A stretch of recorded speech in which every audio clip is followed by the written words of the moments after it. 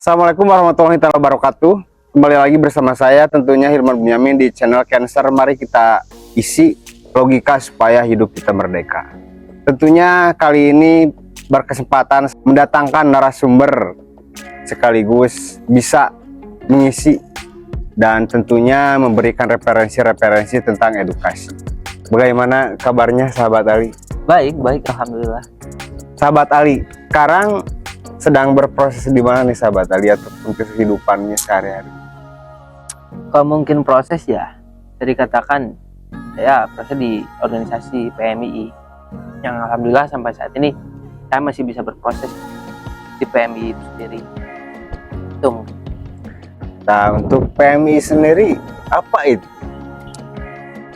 Maksudnya gimana? Singkatannya, pengertiannya menurut sahabat Ali sendiri. PMII adalah sebuah organisasi di mana mungkin secara terbentuknya PMII itu pada tahun 1960, di mana PMII sendiri itu mempunyai ideologi Ahlussunnah wal Jamaah yang kemudian secara ideologi itu sama dengan Nahdlatul Ulama. Tapi kemudian PMII itu tidak seakan menjadi banom Nahdlatul Ulama, karena memang kenapa PMII tidak menjadi banom Nahdlatul Ulama? Karena dirasa PMI itu perlu untuk independensi, karena ketika memang mandiri. Kita satu naungan ataupun satu banom dengan NU, ketakutnya ini PMI terlalu terarus-arus dalam politik lah. Itu mungkin PMI sama PMI itu banyak sekali orang-orang yang mengira itu plesetan itu. Bagaimana singkatannya mungkin terlebih dahulu dari PMI itu PMI. P-nya itu pergerakan, M-nya itu mahasiswa Islam Indonesia. Jadi jangan disamakan PMI dan PMI. Kalau PMI itu Palang Merah Indonesia gitu. Tapi kan saya ketika mendengar ataupun orang-orang yang baru tahu gitu mengetahuinya pasti Palang Merah Indonesia. Ya. Dan saya juga sempat mengalami seperti itu gitu. Cuman mungkin memang hari ini berbicara mengenai organisasi PMI dan PMI, saya kira mahasiswa ataupun orang-orang di luar sana pasti bisa mengetahui, karena memang dengan segala kecanggihannya sekarang internet segala macam lah, saya kira bisa perlu sahabat-sahabat ataupun orang di luar sana tahu lah membedakan PMI dan PMI. Nah, untuk berbicara dengan PMI, Pergerakan Mahasiswa Islam Indonesia, ya, pasti objeknya mahasiswa ya sahabat. Nah, untuk mahasiswa sendiri kita berbicara dengan orientasi mahasiswa sebelum ke jenjang yang lebih berproses, yang mengartikan bahwasannya apa itu mahasiswa secara mendasar yang sangat historikal panjang. Ya. Orientasi menurut sahabat Ali sendiri. Sebelum mungkin ke orientasi ya, perlu kita pahami terlebih dahulu apa itu mahasiswa. Mahasiswa kan secara universal kita memahami bahwa seorang terpelajar yang memang berada di perguruan tinggi yang punya identitas tersendiri, yaitu legalisasi mahasiswa mungkin. Dan beberapa juga sekarang kewajiban ataupun fungsi mahasiswa yang kemudian ini harus bisa teraplikasikan dalam kehidupan bermasyarakat. Dan pada posisi tridharma perguruan tinggi juga, yang pertama itu pendidikan, penelitian, dan pengabdian masyarakat. Nah, hari ini orientasi mahasiswa, hal yang memang paling mendasar adalah bagaimana mahasiswa kemudian ketika berproses maupun sudah berproses itu harus senantiasa mengedepankan prinsip-prinsip sebagai fungsi mahasiswa tersebut. Misalnya agen obteng, iron shock, secara kontrol dan sebagainya. Dari fungsi mahasiswa.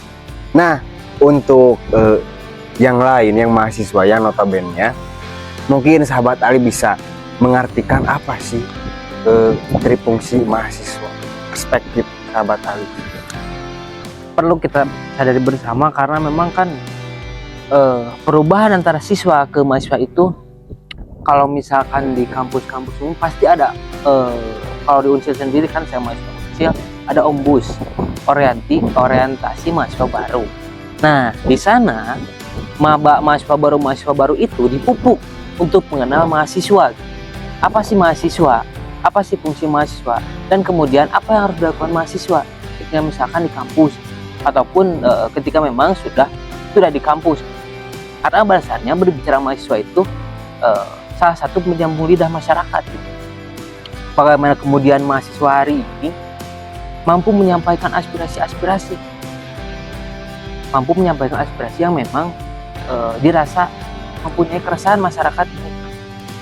Itu mungkin empiri saya mengenai mahasiswa ya, ada di kala saya sedang KKN. Ya, gini. Menariknya ketika kita menjalani proses KKN, yaitu sebut saja pengabdian kepada masyarakat ya.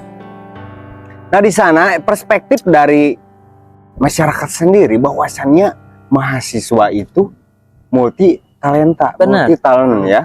Nah, untuk itu di mana sih harus berproses untuk menjawab multi talent tersebut sebagai mahasiswa? Ya, mungkin dari mahasiswa baru, pesan ataupun yang langkah step by stepnya yang harus diproses dalam proses. Nah, saya kira berbicara bagaimana sih menjawab sekarang persoalan ketika misalkan KKN kan, bagaimana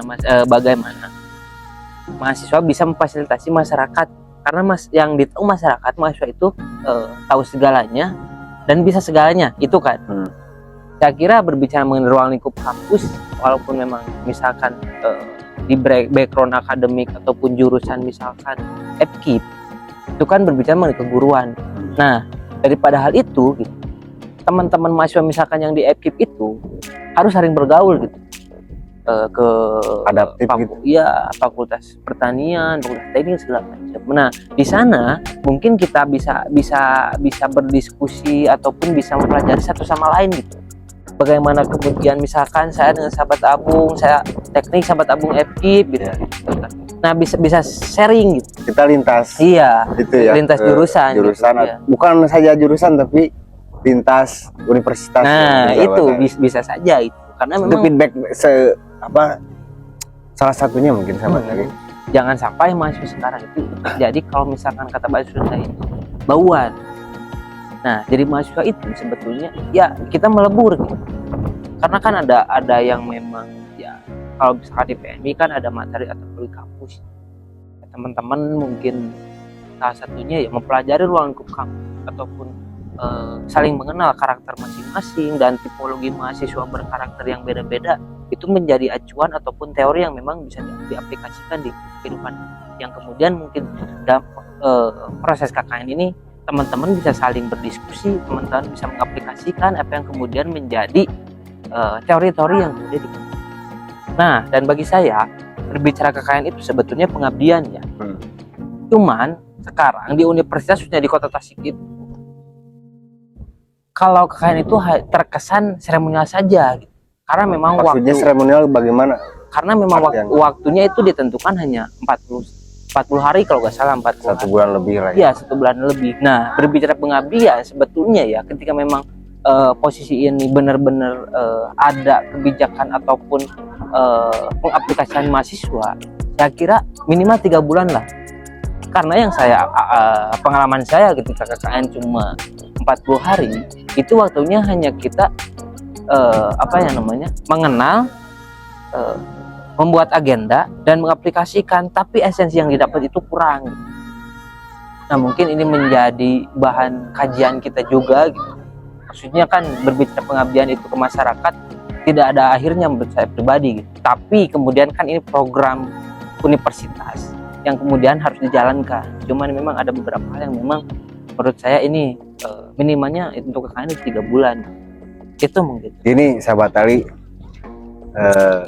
senantiasa kita selalu melihat ataupun sering mengalami dan mengamati ruang lingkup dari universitas itu sendiri ataupun kampus ya.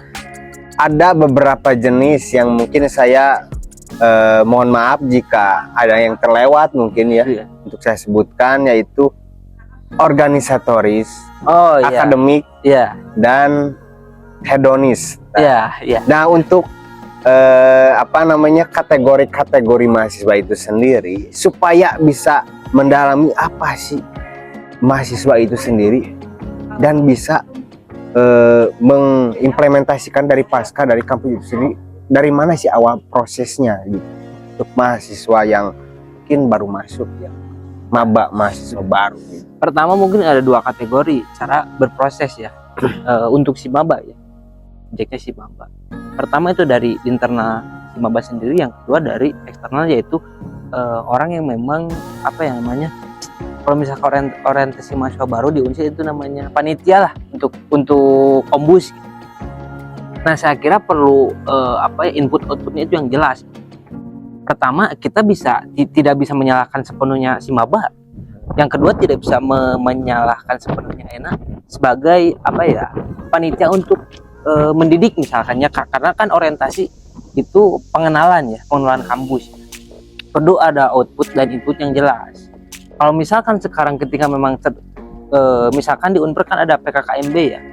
Setelah PKKMG mahasiswa baru itu tidak ada perubahan, berarti yang disalahkan bukan maksudnya bukan si mabanya, tapi kemudian kan si penyelenggara PKKMB-nya gitu. Harus ada input output yang jelas. Nah kalau misalkan teman-teman sekarang ayana penyelenggara PKKMB ataupun ombus ini output dan inputnya yang jelas, saya kira ini mahasiswa baru juga akan mengerti gitu, apa sih fungsi mahasiswa, apa sih gimana sih mahasiswa. Nah kemudian ketika memang sudah berjalan, nah kenalkan organisasi-organisasi. Misalkan di kampus BEM ada himpunan, ada UKM gitu. UKM, karena kan yang saya pahami itu ada 3 organisasi di kampus itu. Yang pertama ada organisasi ideologi, yang kedua organisasi kalau misalkan UKM itu lebih kepada sosial ataupun ekstrakurikuler, itu UKM. Yang ketiga itu BEM gitu. Nah hari ini teman-teman gitu, saya kira ini perlu gitu. Satu di organisasi misalkan ideologi ya, betul-betul misalkan kita PMI, HMI, MMG, MNI dan lain-lain. Terus yang kedua mengenai organisasi BEM. Nah satu organisasi BEM kan bagaimana kemudian kita bisa ataupun mengeluarkan kebijakan-kebijakan yang ada di fakultas dan himpunan, bagaimana cara-cara kita proses-proses organisasi di fakultas itu sendiri gitu. Baik mengenai secara fakultas ataupun jurusan kalau di himpunan. Nah kalau misalkan di UKM gitu, jelas-jelas itu kan saya dibilang misalkan UKM seni, UKM poli. Nah itu kan salah satu organisasi yang kemudian itu bisa memproseskan kita lewat basic ataupun sesuai keilmuan yang kemudian menjadi bakat gitu. Nah misalkan saya ini suka poli gitu ya, masuk UKM poli bisa gitu. tersalurkan. Nah itu hobi-hobi. Nah saya kira teman-teman ini harus bisa masuk di 3 organisasi tersebut gitu, supaya kemudian ini menjadi salah satunya seimbang lah gitu. Karena kan sekarang ada yang masuk organisasi BEM tapi gak masuk organisasi ideologi seperti PMI, HMI, IM segala macam, dan gak UKM juga gak masuk. Nah saya kira 3 organisasi ini harus bisa minimalnya maba-maba itu bisa masuk sini gitu, supaya menyeimbangkan gitu. Itu mungkin. Nah untuk kembali lagi ke step second ataupun kedua, berbicara empiris mungkin sahabat Ali. Ketika berbicara ranah internal organisasi mungkin ya, seringkali kita menemukan referensi yang limit gitu. Nah apakah penting untuk perspektif sahabat Ali ketika berbicara sedang berproses di organisasi internal ya, apakah perlu keluar dari, ataupun bukan keluar ya, tapi multiperan multiperan daripada organisasi internal kemudian eksternal gitu. Menurut sahabat Ali, saya kira perlu seimbang sahabat, karena berbicara ruang lingkup sekarang menurut saya pribadi pandangan ya, meskipun memang produktivitas sekarang organisasi internal itu misalkan kan sekarang suka ada kajian, seminar segala macam, itu lumayan ada perkembangan lah. ataupun perubahan-perubahan ya. Yang kemudian misalkan dengan kajian-kajian tersebut itu dilakukan seringkali organ-organ eksternal. Cuman kemudian yang jadi persoalan adalah ketika memang kita hanya berproses di ruang-ruang kampus, menurut saya itu menyempitkan sekali. Nah, kalau misalkan diimbangi dengan organ eksternal, tentu mungkin kita, misalkan organ eksternal itu bukannya sebatas berbicara kampus, tapi berbicara kota, berbicara provinsi, dan berbicara negara. Sebab yang dipupuk dalam organ eksternal itu bagaimana kemudian kita harus pintar, harus bisa mengkaji, harus mampu menganalisis sosial, dan harus mengaplikasikannya lewat gerakan-gerakan. Baik gerakan intelektual, misalkan gerakan intelektual, gerakan media, gerakan jalanan. Nah, saya kira itu mungkin.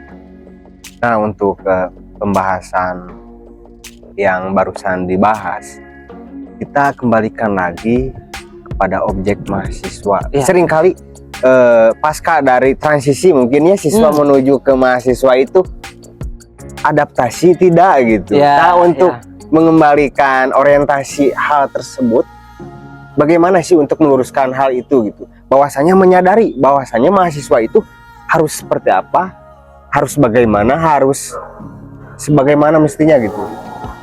Kan tadi saya sudah bilang kan ya, karena memang alur perubahan dari siswa ke mahasiswa itu ada yang memang harus bisa membimbing.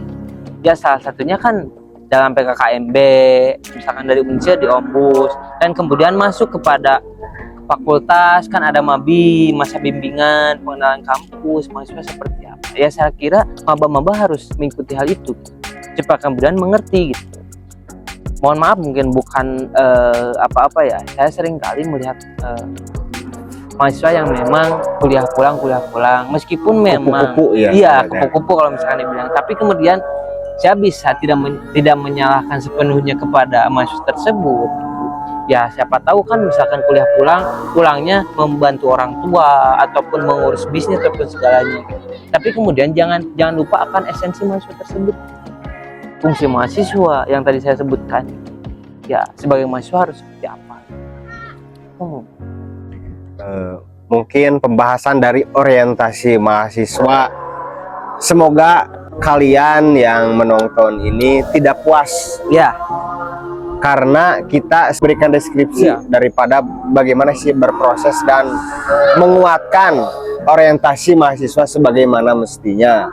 Mungkin pesan dari sahabat Ali secara personal untuk maba mahasiswa supaya tidak terjerumus arah yang masih stagnan transisi siswa ke mahasiswa gitu. Iya. Mungkin dari sahabat Ali. Pertama mungkin untuk maba ya, saya kira maba itu jangan takut salah. Yang kedua, kalau misalkan sekarang takut salah, mati saja gitu. Karena memang proses-proses mahasiswa itu maba itu wajib salah. Karena selama menjadi mahasiswa mungkin wajib salah gitu. Karena ketika ada salah pasti yang membenarkan daripada salah enggak, benar enggak gitu. Jadi tidak ada pengukuran ataupun proses-proses yang memang dilalui gitu. Saya kira itu mungkin untuk maba. Apa yang memang saya mengutip kata Gus Dur ya, ketika memang secara pribadi merasa benar dan itu yakin maka lakukan itu mungkin saya kira. Oke, untuk kali ini berbincang hangat di waktu sunset yang menuju terbenam, mungkin saatnya kita selanjutnya kontemplasi buat kalian-kalian untuk bagaimana pasca dari melihat perbincangan obrolan yang santai ini, dan bahwasannya mengartikan kampus itu sebagai ranah laboratorium di mana eksperimen-eksperimen itu terjadi. Apakah itu benar, apakah itu salah? Selayaknya kita harus mencoba. Karena kenapa? Pasca dari jadi mahasiswa itu kita harus dituntut menjadi multitalenta dan multiperan sehingga tidak ada kesalahan yang harus dilakukan. Terima kasih. Wassalamualaikum warahmatullahi wabarakatuh. Terima kasih sahabat Ali.